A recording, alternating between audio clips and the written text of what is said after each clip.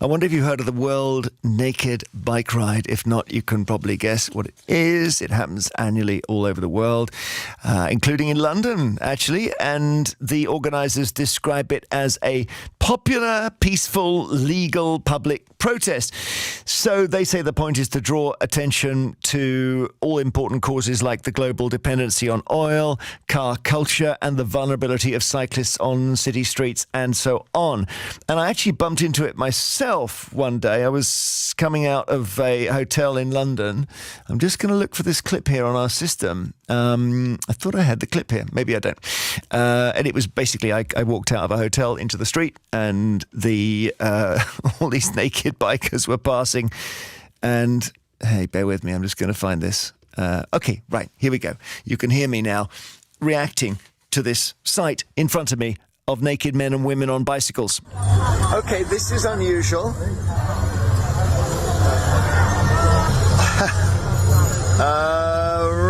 Right, yeah!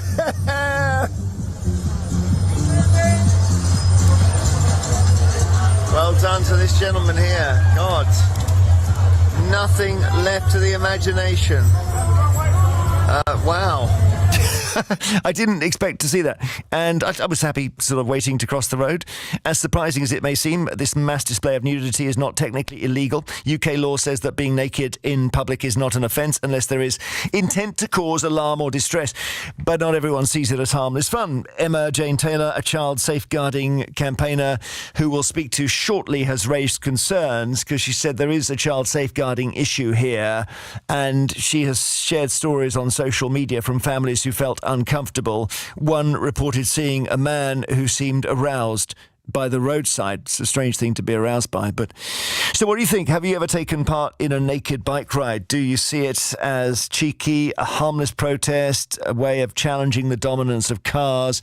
Or do you think, no, we do not need that amount wobbling on a road?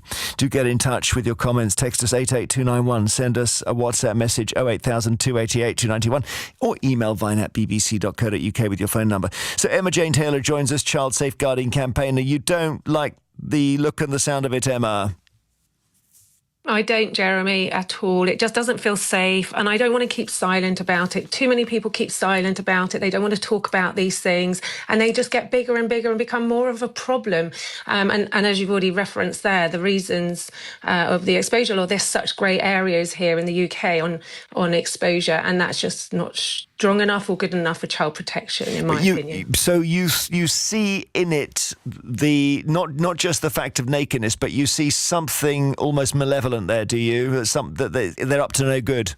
Well, maybe they're not, but maybe they are. And how do you know? No one's monitoring this event. You don't have an application process. You don't know who these people are. You don't know if they've got exposure cases against them already. And as you've already alluded to, unless you are intending to cause someone harm by exposing yourself, it's not a case to answer. But how do you know that? How do you know that?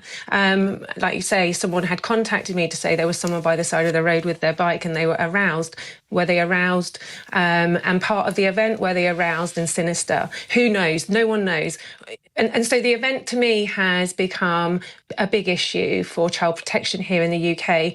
And there's so many questions going around my head all the time. Who organised it? The local council, the authorities, the police. Where's their safeguarding procedures? Where's their policies? Where's their risk assessment on this?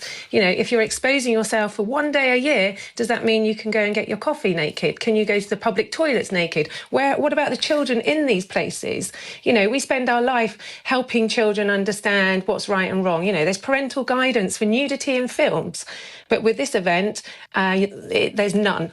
And so, you know, it's contradictory in every way. OK, all right. That's a very interesting point of view. So Michael Fabricant is the former Conservative MP. Michael, you've taken part in naked bike rides. How would you respond?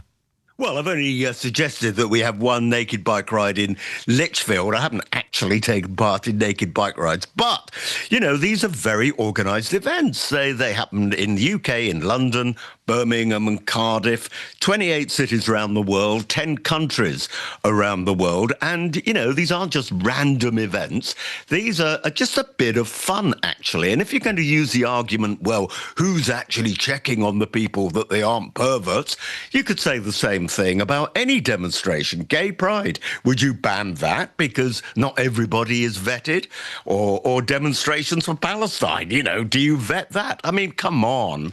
Look, these are fairly innocent events. If you don't want to see bits and pieces wobbling around, don't look.